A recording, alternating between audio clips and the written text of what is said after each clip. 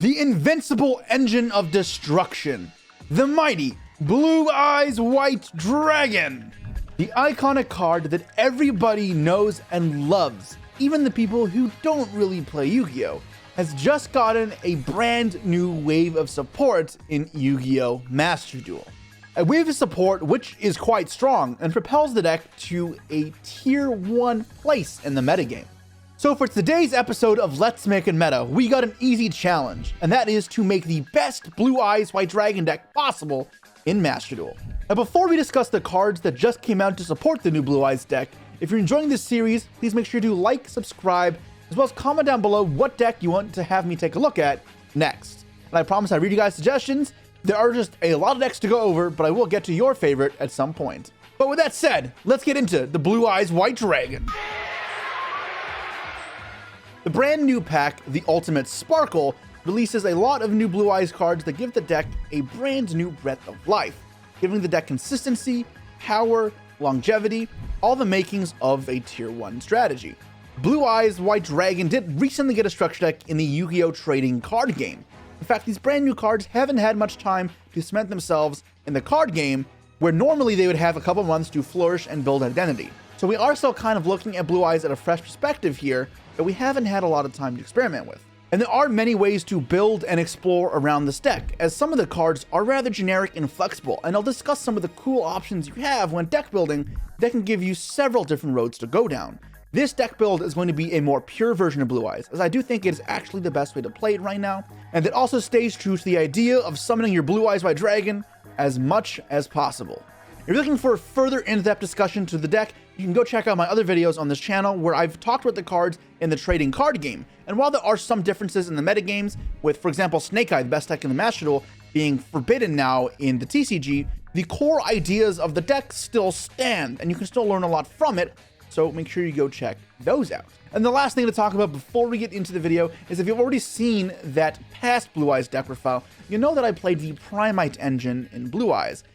Notice how I said it was pure this time, and that's because the Primite cards aren't out in Master Duel. The Primite cards are the only other engine I've really enjoyed or felt was worthwhile playing in Blue Eyes so far.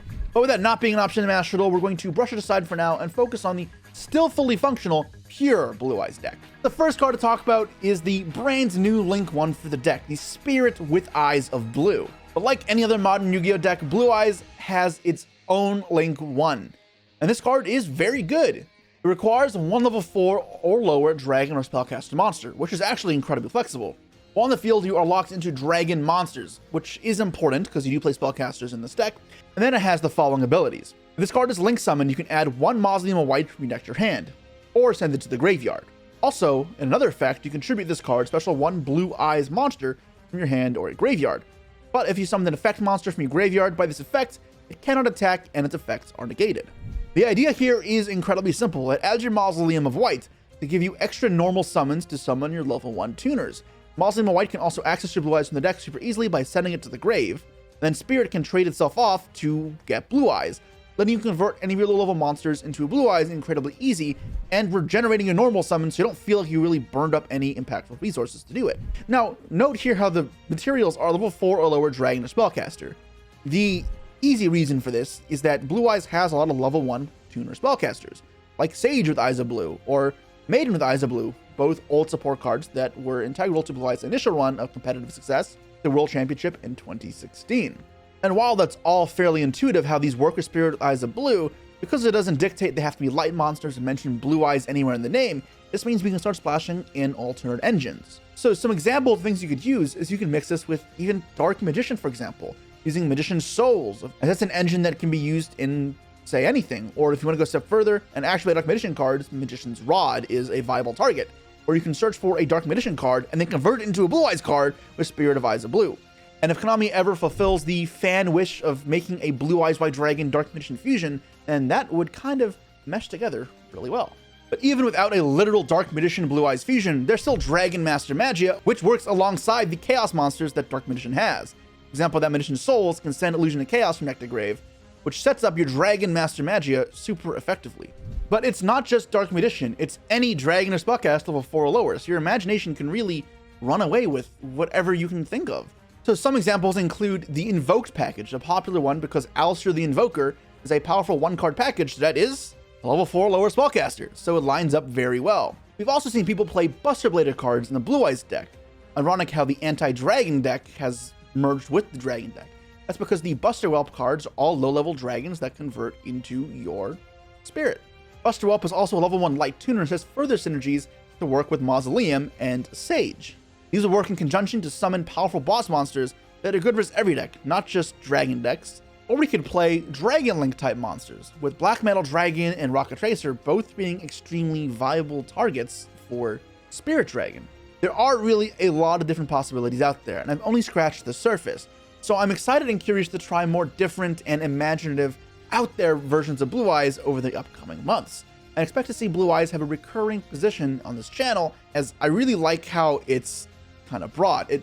That's what I love about Yu-Gi-Oh! Is the fact that yes, things are meant to work together in the archetypal intuitive sense, but because it's not mana locked or color locked or whatever, you can still be creative and make these homebrews or concoctions that no one who ever would have seen that coming.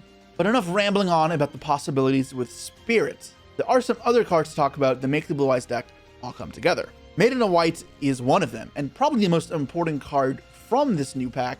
Maiden of White is a level 1 light spellcaster tuner that can send itself from the hand or field to the graveyard. Place a True Light from your hand, deck, or graveyard facing a small trap card zone. Now, if you don't remember True Light, it's going to be a pivotal way of searching your cards. It gives you protection from both Blue Eyes White Dragon, Revive Blue Eyes White Dragon, and can search any Blue Eyes spell or trap from your deck. Maiden of White acts as a key starter card for that reason. And what's kind of nice about this interaction is nowhere in this text does it add from deck or graveyard to hand, or does it special or anything, making you somewhat impervious to a lot of disruption. And then even if they're able to stop you later, True Light being a continuous trap card means you'll have a constant flow of resources, which plays into the slow, mid-range, grindy nature that the Blue Eyes deck has right now. Maiden of White has two other abilities, and they are pretty good. First, if you special summon Blue Eyes White Dragon while this card is in your graveyard, you special summon it. It'll give you a constant flow of Link fodder or Synchro fodder, or you could just summon it and use its effect from the field to get True Light again. So in grind games, again, it means you will always have access to that True Light. And then lastly, when a card or effect is activated that targets this card on the field, you can special summon one level 1 light tuner from your graveyard or one Blue Eyes White Dragon from your graveyard. This effect is the least important, however it does give you a little bit of extra oomph when you do have all the engine coming together and firing on all cylinders. Remember, because it's a level 1 light tuner, you can access it via Sage, so we have a lot of ways to get our brand new monsters. Now hopping back over to the extra deck real quick, there's another brand new Blue Eyes Synchro monster that gives the deck a little more power that is sorely needed.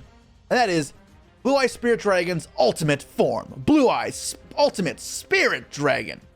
It requires 2+ tuners plus 1 non-tuner Blue Eyes monster. Now, you can synchro summon it via the natural methods, but instead, you're going to tend to summon this with Blue Eyes Spirit Dragon. Its effect is special from the extra deck and then destroyed during the end phase. Blue Eyes Ultimate Spirit Dragon has a few effects, but one is most important, and that is when a card or effect activated on the field, quick effect, you can negate the activation, and if you do, this card gains 1,000 attack to the end of the turn. It also says your opponent cannot banish cards from your graveyard, so cards like Bestials will not be effective when Ultimate Spirit is on the field, and this card is destroyed by battle or card effect, including by your own card effects. Special 1 Light Dragon from your graveyard, except Blue Eyes Ultimate Spirit Dragon. So while this card may not scream the heights of broken that other boss monsters do, it is pretty powerful and can be summoned very easily. It's still going to give you a strong form of disruption, a strong ability to push through cards, and is no slouch in my books. And the next card to talk about is the only other card I play 3 of in my Blue Eyes deck that is brand new, and that is Wishes for Eyes of Blue. It gives you some much needed consistency, because it's a normal spell that lets you discard 1 card to add a light tuner from your deck to your hand, and 1 spell extra that mentions Blue Eyes White Dragon from your deck to your hand. It's going to access your Maiden of White super easily, or your Sage, as well as any other Blue Eyes card you need. There are 2 other new ones we'll talk about in a second. But it has one other effect as well, and that is you can banish in the graveyard to target Blue Eyes White Dragon you control, and equip it with 1 Blue Eyes monster from your extra deck. That gives it 400 extra attack. It may not seem that important, however it does set up a cool play, where you get to equip your Neo Blue Eyes Ultimate Dragon to it. Neo Blue Eyes Ultimate Dragon has a graveyard effect that protects from targeting, which not super important, but it's nice. But then also, you can special summon your Blue Eyes Tyrant Dragon from your extra deck, attributing a Blue Eyes equipped with a monster. Tyrant Dragon is fantastic. It's a card that attacks everything and resets trap cards. And Blue Eyes has a new trap card that is mighty impactful, so recycling it is great. That card is Majesty of the White Dragons. It lets you show up to 3 of your Blue Eyes White Dragons from your face-up monster zone, your graveyard, or your hand, and then destroy an equal number of cards your opponent controls. In most cases, I aim to be popping 2 cards with this. A flexible trap that pops 2 cards for nothing? That's pretty good, especially when you're able to recycle it every turn with your Tyrant Dragon. It has an effect from the graveyard where you can banish it to ritual summon a monster from your hand, contributing Blue Eyes White Dragon. That effect I'm not going to be using today, as the ritual monsters have not gotten any support and tend to be pretty weak. However, it is a cool synergy you could take advantage of if you're going for the Blue Eyes Chaos Max Dragon route. Now, there still is one other new spell card you can search off of your True Light or your Wishes, and that is the Roar of the Blue-Eyed Dragon. Special summons a Blue Eyes monster from your deck, graveyard, or banishment, but if you don't control Blue Eyes White Dragon, you have to summon just Blue Eyes White Dragon. It locks into dragons as well. That's okay. This is going to be another wave extension, but you can search via any of your spell searchers. Also, when you already have access to Blue Eyes White Dragon, you can instead get another Blue Eyes monster like Blue Eyes Jet Dragon. A nice inclusion of the deck that doesn't always make the cut in the TCG is the Primite cards kind of fill the similar role that the Jet Dragon does. Roar also has the graveyard effect, lets you banish it to fusion summon a monster from your extra deck using monsters from your hand or field, including a Blue Eyes. That effect, not super important, so we're going to gloss over it for now, but is good to know in some sticky situations. Now, there is one last card to talk about from the newest pack, and that is Neo Kaiser Seahorse.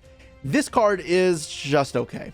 It's a dragon tuner level 4 that says if you control Blue Eyes, especially from your hand, and once per turn you can target a light tuner you control to increase or decrease its level by 1. This level 4 becoming level 3, combined with a Blue Eyes White Dragon, and a level 1 light tuner is your Blue Eyes Ultimate Spearin in its natural methods. That's okay. Furthermore, if it's sent to the graveyard from the field, you can send a Blue Eyes monster or monster that mentions it from your deck to the graveyard.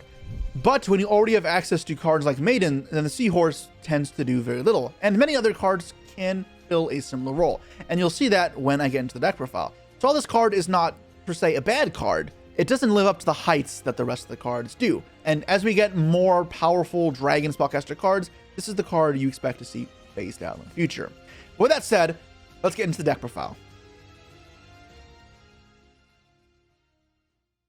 Okay, so this is the Blue Eyes deck that I will be playing today. Now you'll notice a cool thing here of playing Mathematician. So what is Mathematician? It's a level 3 spellcaster, so again, this can turn into Spirit, which on normal summons has a level 4 lower monster from your deck to the graveyard.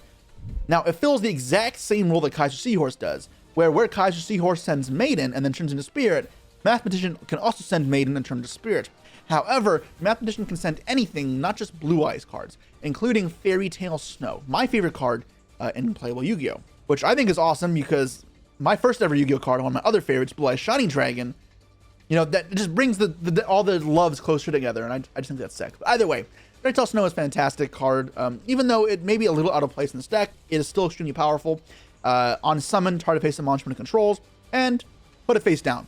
Then if it's in your graveyard, you can quick effect banish 7 other cards from your hand, field, or graveyard, and Snow revives itself. That on summon effect will trigger again, so it can be used for disruption, or can be used as extension to push through things. Something off of Mathematician can be very powerful when you already have a lot of engine in your hand, and you want to back it up with some more disruption. Snow giving you more removal as well is nice, because this deck doesn't always have that much removal, it's mostly negation. Majesty being your best form of removal. Snow also has the added upside of being a, drumroll please, Spellcaster. Yep, that's right. It's also a level 4 lower spellcaster, meaning if you normal summon it along, say, a Sage, you can normal it and turn it into Spirit, and there's not really a problem there. As well as that means when you get into grind games and you revive it from your graveyard to disrupt your opponents, on the next turn it can convert back into follow-up by turning into your Spirit. So I do think Snow is a cool inclusion in this deck. Now there may be other cards to consider as well to go alongside Mathematician, but Mathematician I felt was a better card than Kaiser Seahorse because it had more flexibility and accomplished the same thing of giving me extra engine. Now you may ask why I still play the one Kaiser Seahorse. That is so I can add it off of Bestial Magnamut, because otherwise Magnamut can't really add anything useful. Yes, Blue Eyes is a dragon, yes, Jet Dragon's a dragon, but those aren't starter cards. Your starters are all spellcasters. So Seahorse is the only dragon starter card I can play, and if my hand has 5 hand traps, I want 1 in the deck to be able to search. And if I just draw Kaiser Seahorse, it's not going to be the end of the world. As long as I'm not drawing too many normal summons together, I'm not worried. Other than that, we've maxed out this deck with as many hand traps as I could realistically fit in, because in this format, hand traps are key. So I have a wide litany here, and you can consider playing more cards than 40 to fit more hand traps in, but for now I've decided to keep it at this amount, just to maximize the odds of drawing the power cards like Maiden and Wishes. Other notable inclusions that aren't always in the TCG version of this deck is Blue Eyes Jet Dragon and Ultimate Fusion. They give you extra longevity, as Ultimate Fusion lets you fusion summon from your extra deck, and then it can be disruption as well. It lets you recycle cards because you're shuffling back materials from the graveyard. So it gives you some extra distance as we're going for a long game. Jet Dragon also recurs itself every time a card is destroyed in the field, and that extra ability to revive over and over again can be very nice to close out games that go a long time. Blue Eyes Jet Dragon also protects all your other cards from being destroyed by card effects, which can help versus cards like opposing Ghost Ogre and Snow Rabbits. But other than that, the deck is pretty straightforward. It has a clear, concise game plan and a lot of non-engine to back it up. It's a very streamlined list. I'm expecting to do pretty well, so let's hop into ranked.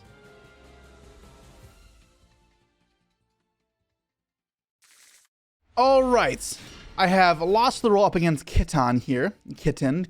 Is it supposed to be Kitten like the cat? I'm the one with the cat. Handle here looks pretty good.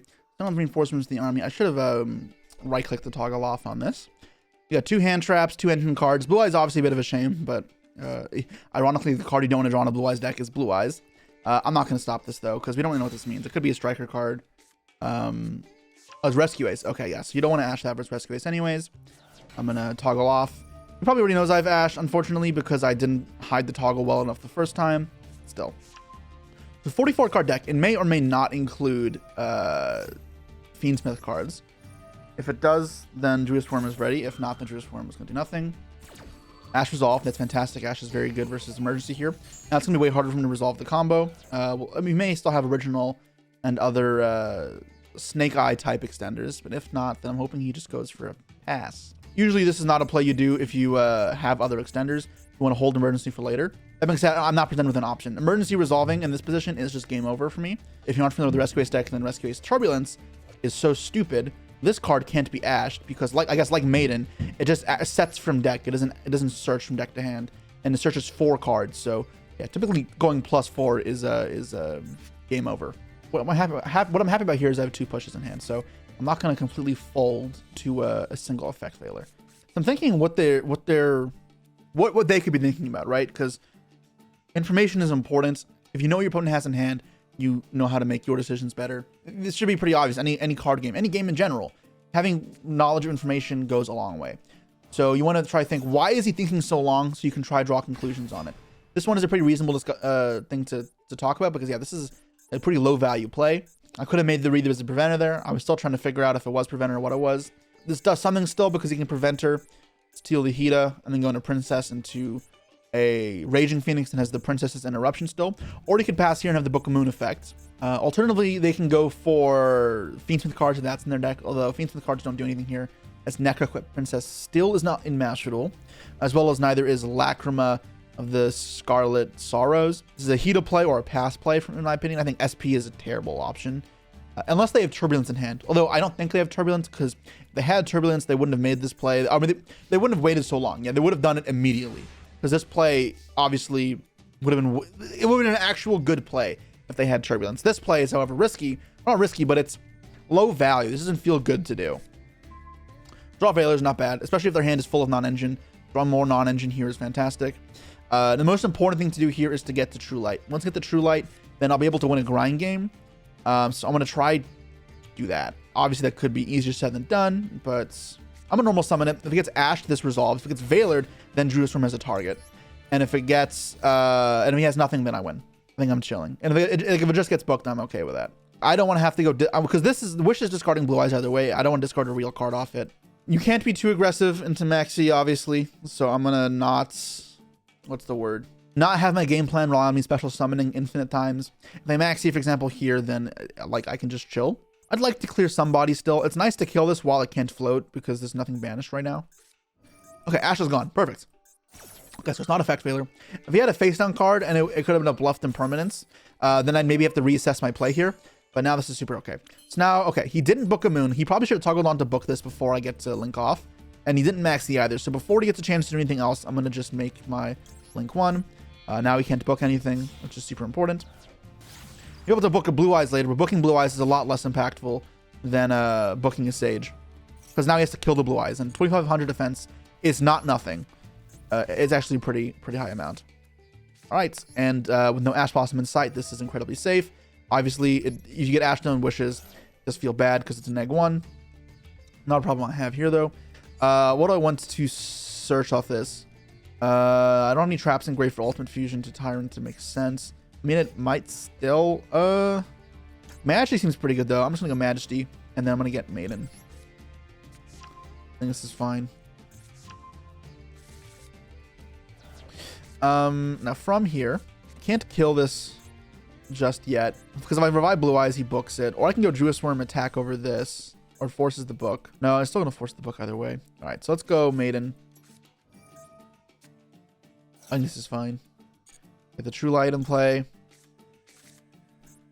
And this will force the Book of Moon, almost certainly. Okay, no Maxi there. Could have waited for that point. Now I can use Maiden to revive. I'm going to be careful not playing any Ghost Ogre here, because if this gets Ghost Ogred, then I will lose everything. Alright, comes back. Now we check to see if he will Book of Moon or anything will prevent her. You can't target this. If he targets this, I get to chain it to revive Sage. That'd be a terrible play. I mean, he can. It would just not work. That would be a misstep on his end. So he has to book this Blue Eyes here. Which does leave me with this still, which is nice. He's letting it walk. Okay, so what's the best way to go about this? Probably activate this now, put another Blue Eyes in Grave, targeting the Maiden. Now I get to revive Sage. I put another Blue Eyes in Grave, which is nice. Chain the effects.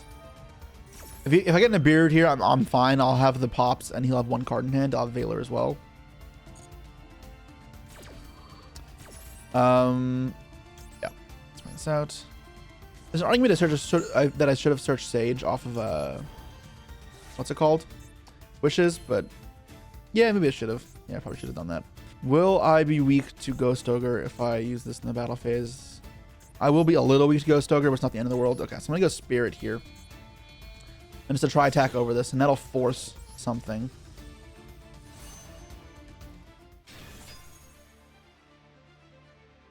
Okay, so this is thinking here. He's gonna go book. Okay, so I'm gonna chain, tag out, obviously. Special from extra deck. Now, I don't have anything great to get off this. Oh, he just concedes. I wonder why. So the thing is, if you get Ultimate Spirit there, it doesn't actually negate anything because it only negates cards in the field, as well as it dies in the end phase because of Spirit's effect. So I'm probably going Azurize there, and then that protects itself. So if he ogres the True Light, it'll live. And then I'll True Light revive Blue Eyes, go battle phase, attack, Bestial attack, and then make the other Spirit. So I'd still have Spirit to float again.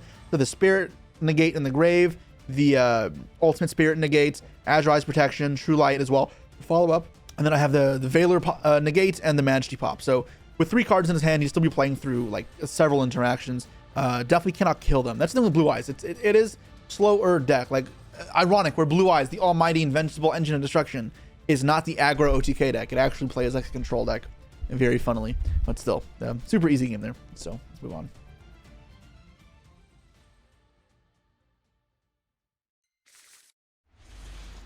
Okay, I've lost the roll up again against Repository. I drew... You wouldn't be able to tell what I was playing looking in my hand. I mean, I have to stop this deck early. And I don't have Engine. So I'm going to Imperm here to play around Call by the Grave. And Talents as well. Because we get into a grind game, I'd rather not those cards be live. You can normal summon Veiler to make Spirit in this deck, which is kind of cool. Same with Droll and Lockbird if you choose to play that. Although it's not great, because all it does is get a Blue Eyes. Is that a Black Witch? That's concerning. We already didn't make Linkuriboh first. I have to Veiler this, because I don't want the original Sinful Spoil in the grave. The original Sinful Spoil in grave will be follow-up for him. And I want to cut him off completely here, ideally. There's a toggle there? Okay. Was there a toggle there? I can't really tell. They bring that back. Hopefully this is just a pass here. End phase. Okay. Give me Engine. Give me Engine. Give me Engine. Give me Engine. Draw. That's fantastic. And I have Call by Crossout. Oh, I think I win now. That was actually like a perfect draw. I guess Bestials are still a bit annoying. So I can't get ahead of myself too much just yet. Ash Blossom. So ironically, like, I have the choice here where I could let this resolve, crash it, and just draw a new card. Or just summon Blue Eyes, but because I have Call by and Cross Out, that seems stupid. I'm going to cross this out because I already have Ash, obviously. If he has Maxi, it's a little rough. It was Ash, right? Yeah. So yeah, Ash being gone is also nice because that means he can't Ash me later. Chain Maxi. Oh, this guy just punted. So if you guys are ever in this position, wait for the chain to resolve, because now I can still activate Ash Blossom because it's not negated yet. If he had just waited till the chain resolved and he then Maxi'd me, because he still can, then my Ash would be negated if I chained it.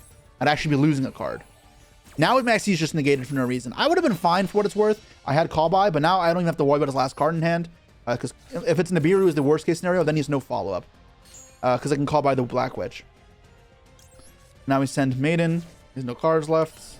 I guess Abyss Jewel is the worst case scenario here. If it's Abyss Jewel, then it gets a little dicey for me. I have to summon Blue Eyes. I have to not attack with Blue Eyes if I do that, yeah. Okay. But it looks like it's nothing. Add to hand. Yes, not to grave. That's super important. There are so many times I like by mistake right click. God, and then I'll just lose everything. This should be easy win though. Send the Blue Eyes White Dragon. An effect, provide the Blue Eyes. Okay, no Bestials or anything. Awesome. I mean, I guess there still could be a Bestial on Maiden. But he should have Bestialed on Blue Eyes before I activated Spirit Effect. Would have cut me off. Alright. Now, obviously, I can Synchro here, but again, instead, I would rather get access to True Light. The card is just the key to this deck success. So, I don't have anything to discard, which is a little weird. So, if I want to get rid of the Call By, or in order to get Wishes, I have to get Call By. Or discard Call By. But given that there's been no toggle so far, I think I'm okay with that.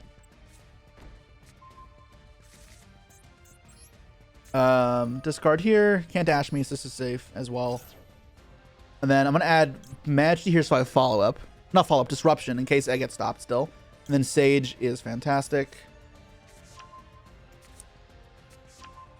I can make Tyrant Dragon. Reset Imperm, but this gets the set original. That's not even good. Leaving this up is not the end of the world, so I don't even mind it that much. And this happens either way. I don't know what I'm thinking about. This happens regardless. Imperm or original? Imperm or original? That effect Veiler.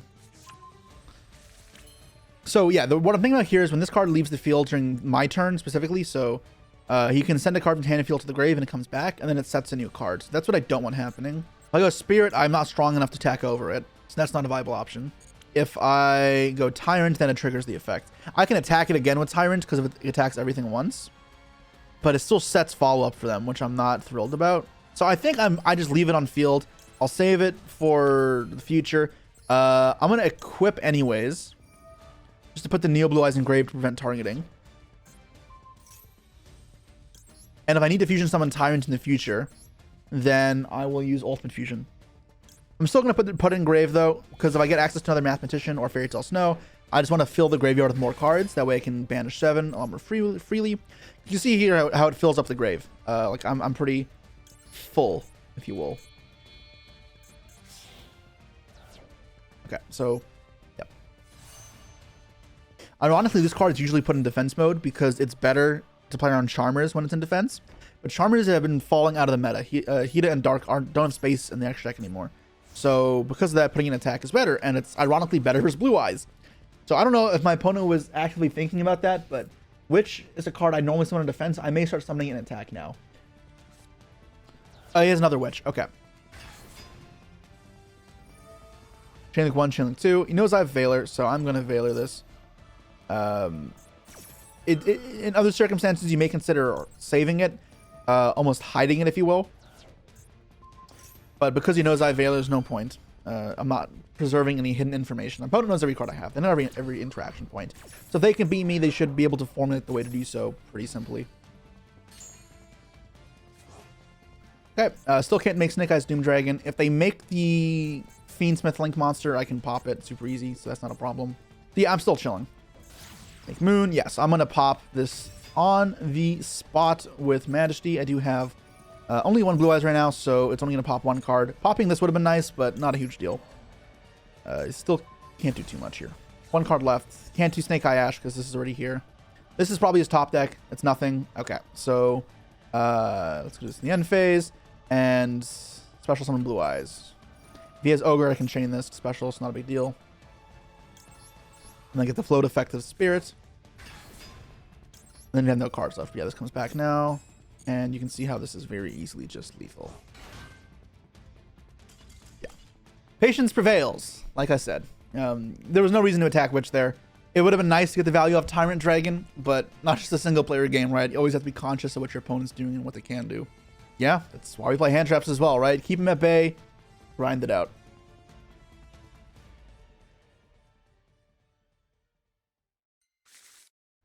All right, game number 3, and I actually lost the roll. So we're playing against Tenpai probably, but 46 cards is very strange. Now our hand here leaves to be desired a little bit. What is the plan I want to go for here? I can check for Ash with Roar, or it'll check for a toggle more than anything.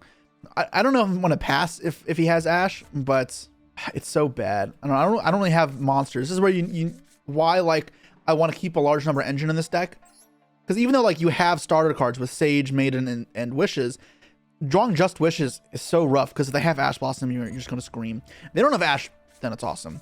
Let's check for the toggle here on for Maxi as well. Yeah, I don't think there's a downside to this.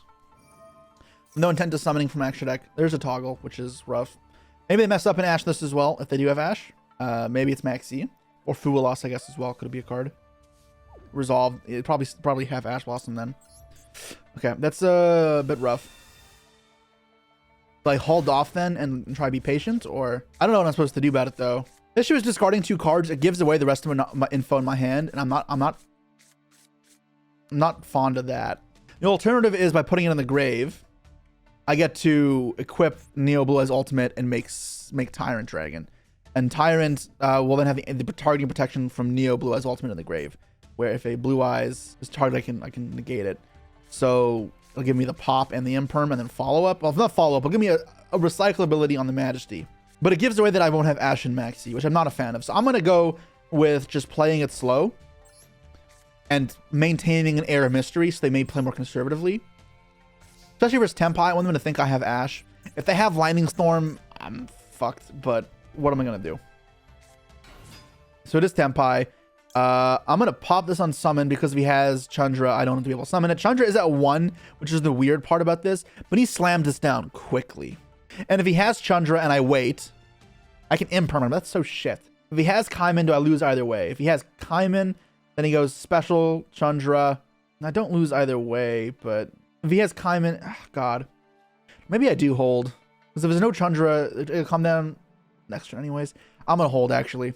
I'm going to hold. I changed my mind. Yeah, okay. So, I mean, obviously this like feels a little bad. If he has Kaiman as well, then screw me. It's at 1. Not much you can do. Yeah, so battle phase, go effects to pop. Doesn't target, which is super nice. So if he synchros, then I just pop the synchro. He should not synchro, by the way, but if he does, then cool. Doesn't target, so that's fine. I'll just pop whatever gets summoned. So I think he may think he can just dodge, but that doesn't actually work, yeah. So now I just pop this. Show the Blue Eyes on field. Pop this. I could have used Mausoleum to put another Blue Eyes engrave to pop 2 cards, but maybe I should have done that versus Tenpai, actually. I don't want to discard the card I draw, though, for Wishes. If I draw Engine, I want to be able to have two pushes. Yeah, exactly. This is what I was looking for. So now I'm feeling like an incredible good position. Now, obviously, my opponent messed up. Imperm should be gone on my grave. But this is nice because now Tyrant resets this, which is phenomenal card versus Tenpai. Mathematician could be good bait here, too. I'm going to test for Ash with this first. The Mathematician. Effect Veiler. Okay. I mean, that's fine. I wish this wasn't in my hand so I could search it and discard it, but what are you going to do? It is life. Veiler, not Imperm, is interesting because Imperm can't hit Tyrant. It's an important thing to remember if you're playing Versus deck is if you're ever scared of a Tyrant Dragon, do not use Imperm or do not use Veiler first. Hold the Veiler for the Tyrant. Usually you want to use the Imperms last so they're a better card. You want to save it. You know, given the position where 2 cards do the exact same thing, but you can save the better card for later, you save the better card for later. Just remember, this card being unaffected by traps makes Imperm poo-poo against it.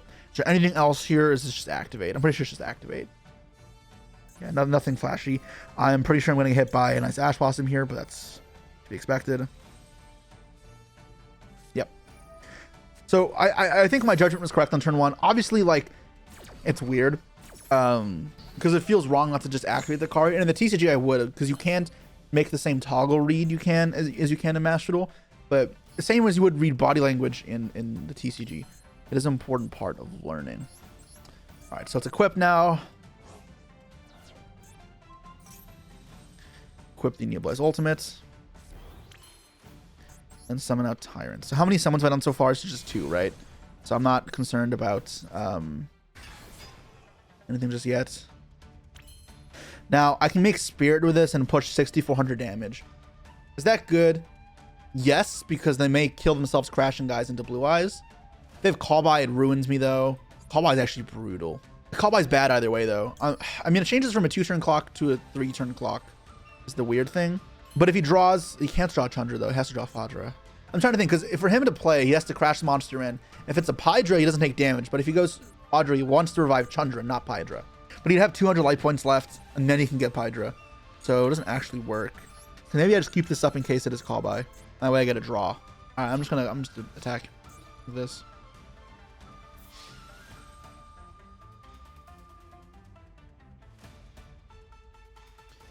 This is weird. Yeah, if it had like 200 more attack points on this, then I would have probably gone for the Blue Eyes, but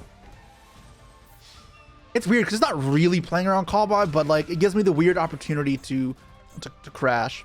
Now, why Call By hurts as well, because Call By turns off this, because I can't reveal any Blue Eyes from my hand, field, or grave, and I can't get a Blue Eyes in rotation any other way. So yeah, I'm gonna pass here. Okay, the toggle is active. Also, obviously, only attack twice is important because of the Bidens in his grave, but I was never able to attack more than twice anyways. Duster. Well, I'll chain to pop, I guess. See if it's Call By. Imperm. Okay, it was Imperm. Yeah, so they let me set this for free. Imperm that makes no difference.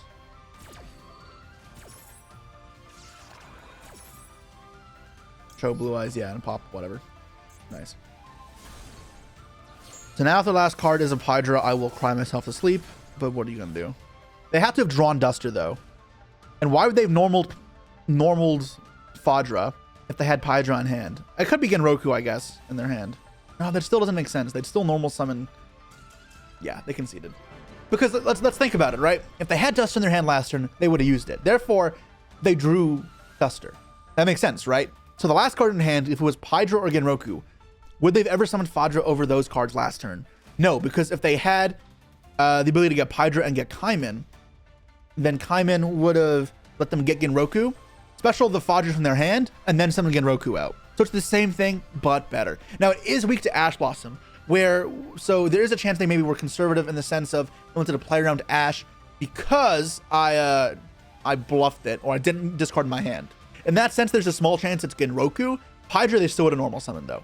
Cool bit of trying to read your opponents that goes on there. I love the mind games to Yu-Gi-Oh! Because it's all small things. They make very, very small differences. That's how you eke and edge out better and better results. Easy 3-0 in the books for Blue Eyes. We took down the other dragons, the Tenpais, which I guess maybe you can even fit in with Blue Eyes because they're dragons. And we took down Snake Eyes, and we took down... What's the first deck we played? Rescue Ace. 3 meta decks. Blue Eyes, no problem. And I lost all 3 die rolls. Nothing. So those wondering, is Blue Eye meta? Is Blue Eye tier 1? Blue Eyes is very competent. Now, I still think Snake Eye Fiendsmith is probably the best deck. The deck is ridiculous, but this deck is very good still, and do not counter it out. It can easily take out games. But all right, that was my Blue Eyes White Dragon deck. Now, of course, in these games, you don't get to show off every aspect that the deck has to show. For example, I never got to use Jet Dragon or Ultimate Fusion, 2 cards which I think are pretty good when you get into heavier grind games or you play mirror matches. But you still saw the ability to constantly have a flow of resources, apply pressure with minimal cards, and hand trap your opponents to death, very much fulfilling the role of a mid-range deck that Blue Eyes now fills. This deck is honestly a lot of fun. It's not just nostalgia bait, even though it is, and I'm looking forward to playing this deck for the months to come in both the card game and in Master Duel. As I said, I have many other ideas for how to build this deck, and you know, I mentioned before, Blue Eyes Shining Dragon is my favorite card, or one of my favorite cards, because it was the first card I ever got. And there is no doubt in my mind that I will be returning with Blue Eyes to the channel several times over, exploring different avenues for creative deck building. Let me know if you guys have any ideas, because I'm curious to try them out myself. As much as I can explore and tinker around, I'm not the only innovative person in the world, and I'm curious to see if you have any ideas that are worthwhile. But with that said, I'll say mission accomplished. We've made Blue Eyes meta, and I'll see you guys all next time. Peace.